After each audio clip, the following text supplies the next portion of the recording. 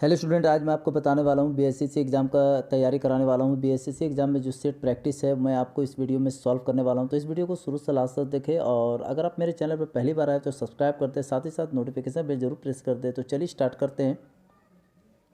Set 1 test series 1 है ये platform guide का। ग्रेनाइट चट्टानें किस प्रकार के चट्टानें होती है? इसका राइट आंसर होगा आग्नेय चट्टानें। सुंदरवन का डेल्टा निम्नलिखित में किस नदियों द्वारा निर्मित है? इसका राइट आंसर होगा गंगा और ब्रह्मपुत्र नदियों का निर्मित होता है। भारतीय संविधान का कौन सा अनुच्छेद यह बताता है कि एक नागरिक को किसी भी रेस्तरां, सड़क या सार्वजनिक स्थान का उपयोग करने का अधिकार है?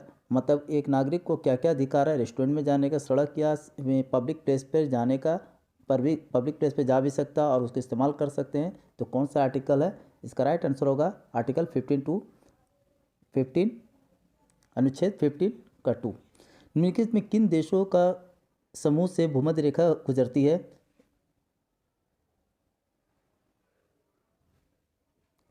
इसका राइट आंसर होगा बी, कोलंबिया, केन्या तथा इंडोनेशिया से भी होकर ये भूमध्य रेखा गुजरती है। निम्नलिखित में से कौन सा देश आसियान का सदस्य नहीं है? तो आसियान का सदस्य नहीं है बांग्लादेश। मैकमोहन रेखा भारत तथा किस देश के बीच की सीमा रेखा है? तो मैकमोहन रेखा जो है चीन और भारत के बीच का रेखा है, जबकि जो भारत और पाकिस्तान के बीच की जो रेखा है रेड क्लिफ कहा जाता है। क्वेश्चन नंबर 7, आंग सान सू की जो एनएलडी की नेत्री है किस देश से संबंध रखती है? इसका राइट आंसर होगा डी, म्यांमार।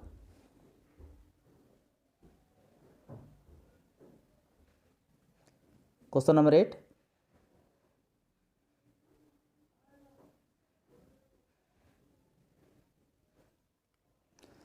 एडमिरल कप का संबंध किस खेल से है? इसका राइट आंसर होगा नौका दौड़। एडमिरल कप जो है नौका दौड़ से संबंध रखता है। विश्व कप, क्वेश्चन नंबर 9, विश्व कप क्रिकेट 2023 के दौरान यूनिसेफ के सद्भावना राजदूत के लिए भारत की यात्रा पर आए इंग्लैंड के पूर्व कप्तान डेविड बेकहम किस खेल से संबंधित है? इसका राइट आंसर होगा बी, फुटबॉल। क्वेश्चन नंबर 10, निम्नलिखित में से संघाई सहयोग संगठन का एक सदस्य देश है कौन सा है? इसका राइट आंसर होगा ईरान। 11, YIM आ हिंदू पुस्तक के लेखक कौन है? इसका राइट आंसर होगा शशि थरूर इसके लेखक हैं। पेरू की राजधानी क्या है? पेरू की राजधानी लीमा।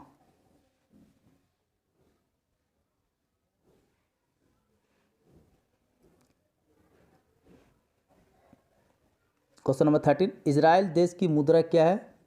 इसका राइट आंसर न्यू शेकेल।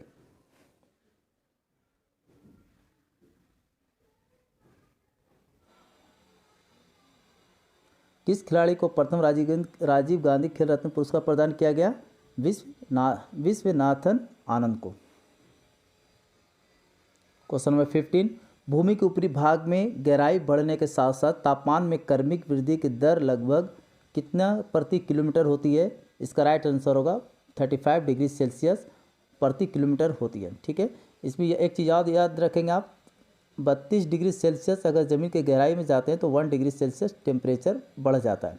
ठीक है, जबकि ज़मीन के ऊपर वायुमंडल में अगर जाते हैं तो 165 मीटर की ऊंचाई पर जाते हैं तो क्या होता है, -1 डिग्री सेल्सियस घट जाता है। ये याद रखिएगा, नीचे ज़मीन के अंदर नीचे जाने पे 1 मीटर 32 मीटर गहराई पे जाने पे 32 मीटर गहराई पे अगर जाते हैं तो 1 + 1 क्या होता है, इंक्रीज कर जाता है, बढ़ जाता है टेम्परेचर। क्वेश्चन नंबर 16, एक परीक्षा में 52 छात्रों का औसत अंक 45 है। यदि उच्चतम और न्यूनतम अंकों को जो केवल एक एक छात्र को ही मिले निकाल दिया जाए तो शेष छात्रों को औसत अंकों में से 1 अंक घट जाता है। उच्चतम और न्यूनतम अंकों का औसत क्या होगा?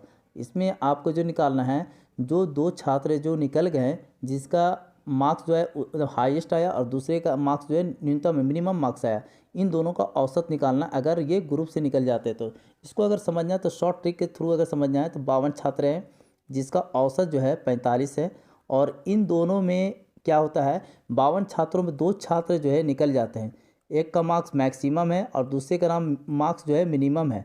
तो दोनों छात्र जब निकलते हैं, याद रखिए 52 अगर छात्र होंगे, 52 छात्र का 45 औसत है, जिसका मतलब है कि 52 छात्रों का 45 सबको मिला हिस्सा है। 52 छात्रों का हिस्सा क्या है? 45 है।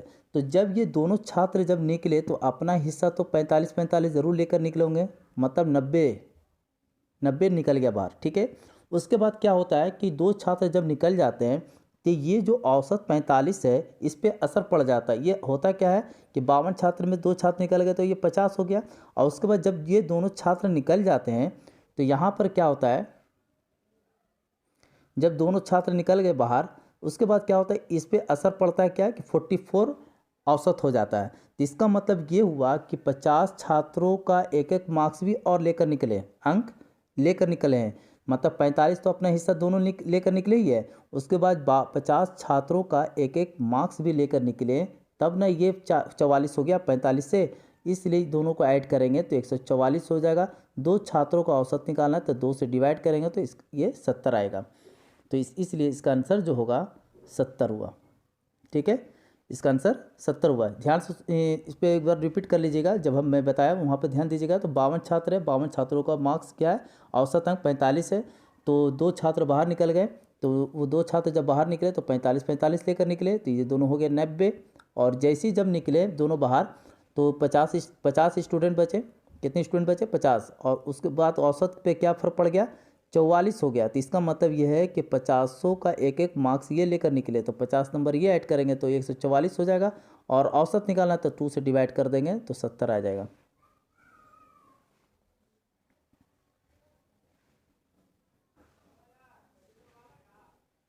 अब यहाँ देखिए क्वेश्चन नंबर 17 है।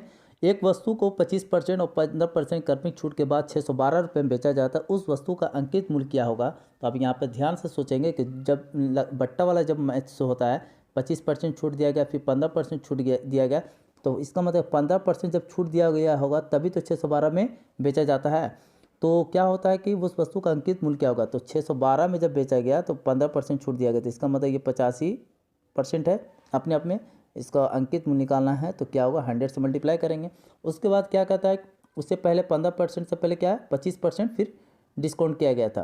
तब यहाँ पे 25% का मतलब 75% में बेचा गया, और अंकित मूल्य निकालना है तो 100 से मल्टीप्लाई कर देंगे। अब जैसे ही आप इसको काटेंगे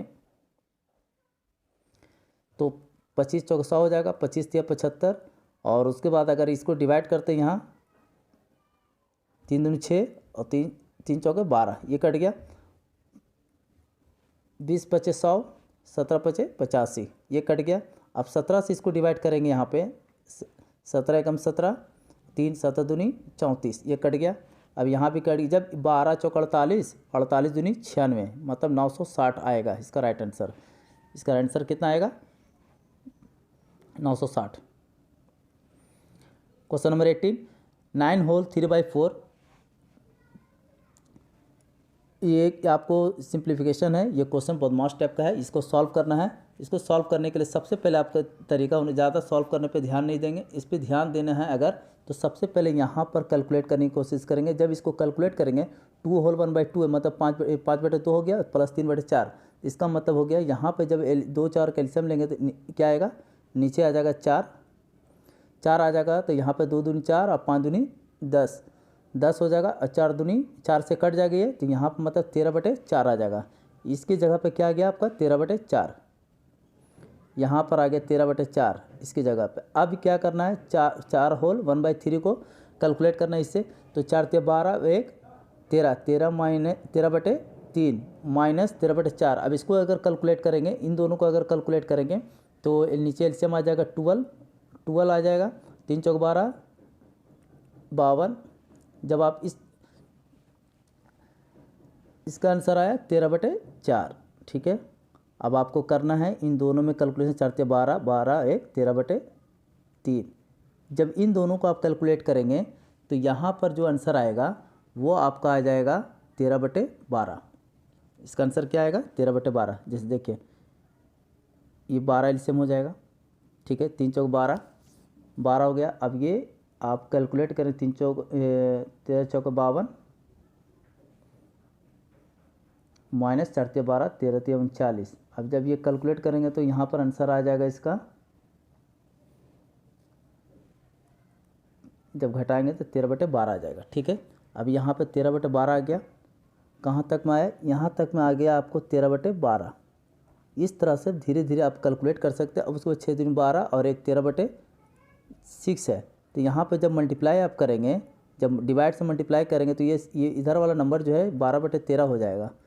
13 कट जाएगा, 6 दूनी 12, ये कट गया, मतलब यहाँ पे 2 आ गया। ठीक है, आंसर क्या आ गया? 2। अब प्लस यहाँ पर अब क्या प्लस प्लस ना, 36 और 3 39/4। और जब एलसीएम लेंगे तो 4 आ जाएगा, ये 4 4 कट जाएगा, 39 आ जाएगा, 4 दूनी 8। तो मतलब यहाँ पर आंसर जो आ गया आपका 47/4। इसका आंसर क्या आ गया? 47/4 इसका राइट आंसर हो गया। ठीक है, तो आप ये आंसर लगा सकते हैं। फास्ट बनाना है बस, ज़्यादा कैलकुलेशन लेकिन यहाँ से थोड़ा थोड़ा करते करते आप यहाँ तक पहुँच सकते हैं। कैलकुलेटर 47/4 हो गया। क्वेश्चन नंबर 9 है, एक व्यक्ति अपने कार्यालय से जिस गति से घर वापस जाता है उस 1/4 गति से वह अपने कार्यालय जाता है। यदि पूरे फेरे के दौरान औसत गति 15 किलोमीटर पर घंटा है तो कार्यालय जाने के दौरान उसकी गति क्या रही होगी? तो इसका एक फार्मूला है, उस फार्मूले पर आप बना सकते हैं कि जाते वक्त क्या है उसका, मतलब जब आता है स्कूल से तो 4 इंटू किलोमीटर पर आवर के हिसाब से आता है। ठीक है, 4 किलोमीटर पर आवर का। और लौटते तब क्या होता है, जब वो लौटता है तो एक्स की स्पीड से आता है, एक्स किलोमीटर पर आवर के हिसाब से। यहाँ पे कर सकते हैं 4x के, जब वो ऑफिस से लौटता है तो 4x किलोमीटर पर आवर के स्पीड से आता है, और जब जाता है तो x किलोमीटर पर आवर के हिसाब से जाता है। ठीक है, तो इन दोनों के बीच में क्या होता है कि टोटल जो एवरेज है कार्यालय जाने के दौरान औसत गति क्या रही होगी? तो औसत गति जो है, एक तो यदि पूरे फेरे में दौरान औसत गति है 15 किलोमीटर पर आवर, तो यहाँ पर आप करना क्या है, एक फार्मूला के अनुसार आप कैलकुलेट 2ab एक फार्मूला है और a + b एक फार्मूला यहाँ पे, इस फार्मूला पे आप कैलकुलेट कर देंगे।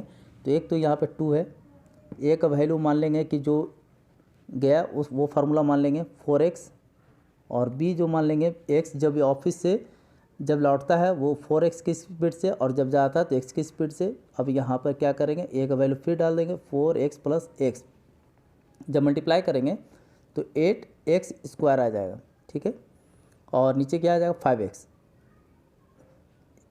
x कट गया, तो यहाँ पर आंसर आपका आ जाएगा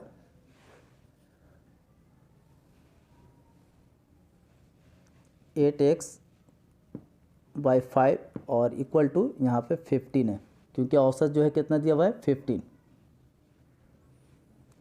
किलोमीटर पर आवर। अब ये 15 को इससे मल्टीप्लाई करेंगे तो यहाँ पर आ जाएगा आपका 8x² equal to 25, sorry x तो कट गया था, x का वैल्यू आ जाएगा 75/8। इसका राइट आंसर आ जाएगा, इसका राइट आंसर होगा 75/8 किलोमीटर पर आवर की स्पीड से। आप याद रखेंगे 2ab + ab, a + b पर फॉर्मूला, a आपका जो होगा ऑफिस से लौटते टाइम का किलोमीटर पर स्पीड होगा, और घर से ऑफिस जाने का जो स्पीड होगा b का वैल्यू होगा।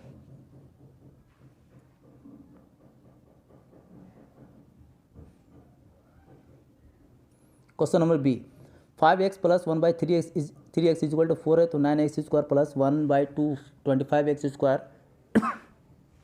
का मान क्या होगा? यहाँ पर देखेंगे क्वेश्चन नंबर 20 में क्या है, 5x + 1/3x इक्वल टू 4 है, तो 9x² + 1/25x² का मान क्या होगा? यहाँ पर आप देखेंगे कि यहाँ 5 का जो स्क्वायर है यहाँ पर 25 नीचे किया हुआ, इसलिए आप करेंगे क्या, यहाँ पे 5x 1/3x इक्वल टू 4 है, तो आप यहाँ पर क्या करें, उल्टा मल्टीप्लाई कर देंगे। यहाँ पर आप मल्टीप्लाई करेंगे 3/5 से, और यहाँ पे भी इस साइड 3/5 से मल्टीप्लाई जब करेंगे तो यहाँ पे जब मल्टीप्लाई करेंगे तो ये 5 कट जाएगा, तो यहाँ पर आपका आ जाएगा 3x प्लस ये 3 यहाँ फिर कटेगा, तो यहाँ पर आ जाएगा आपका इक्वल टू 12 और ये 5 आ जाएगा। अब यहाँ पे क्वेश्चन के अकॉर्डिंग क्या है, यहाँ पर स्क्वायर में है तो स्क्वायरिंग कर देंगे बोथ साइड। जब करेंगे आप तो 3 स्क्वायरिंग जब करेंगे यहाँ पे आप यहाँ पर आपका आ जाएगा 3x मतलब 9x² प्लस 1/25x²। इस साइड आ जाएगा 144 बटे सॉरी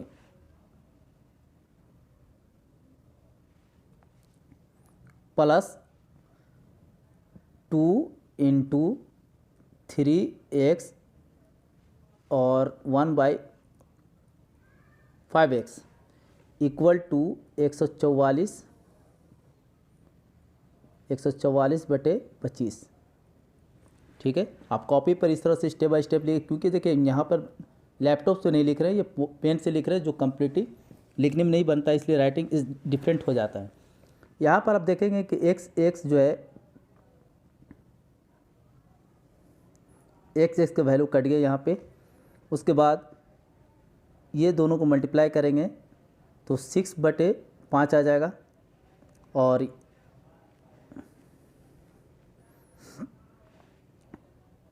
देखिए यहाँ पर लिखने में तो नहीं बनता है, थोड़ा सा इस यहाँ पे कर देता हूँ मैं। 9x² 1/25²। ठीक है, इस साइड 144 दिया हुआ है, 144 बटे 25। और ये जो मल्टीप्लाई होकर आएगा 6/2, यहाँ देखिए 2 3 + 6 और नीचे में क्या दिया 5 -6 बटे -6/5 हो जाएगा यहाँ पे,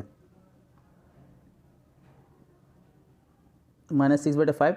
और जब आप कैलकुलेट करेंगे तो यहाँ पर आपका आंसर आ जाएगा, आप अपने कॉपी पे कैलकुलेट कर लेंगे तो यहाँ पे 25 आएगा और 144 और 5 25 यहाँ पे क्या होगा 30 आ जाएगा। ठीक है, जब ये घटाएंगे तो आपका आंसर आ जाएगा, इसका राइट आंसर आ जाएगा 114/25, इसका राइट आंसर आ जाएगा। ठीक है, तो आप इस तरह से आपको थोड़ा प्रॉब्लम हो रही होगी क्योंकि यहाँ पे लिखने में नहीं बनता है, तो आप धीरे धीरे जो स्टेप बताए हैं उसको फॉलो कर लेंगे। और यहाँ पर जो क्या किया गया a+b का होल स्क्वायर का फॉर्मूला यूज़ किया गया, उसी के अकॉर्डिंग जब आप कैलकुलेट करेंगे, क्योंकि एक साइड तो ये दिया हुआ है, तो आपका आंसर जो है 114/25 आंसर आ जाएगा। आपको ये वीडियो कैसा लगा हमें ज़रूर कमेंट करके बताएंगे। और साथ ही साथ इसके बाद जो 21 से 22 जो है कंप्लीट सेट जो है प्रैक्टिस मैथ के साथ रीजनिंग के साथ मैं बताने वाला हूँ, तो इस वीडियो को शुरू से लास्ट तक कंटिन्यू अपने दोस्तों के साथ शेयर करें। Thank you so much for watching.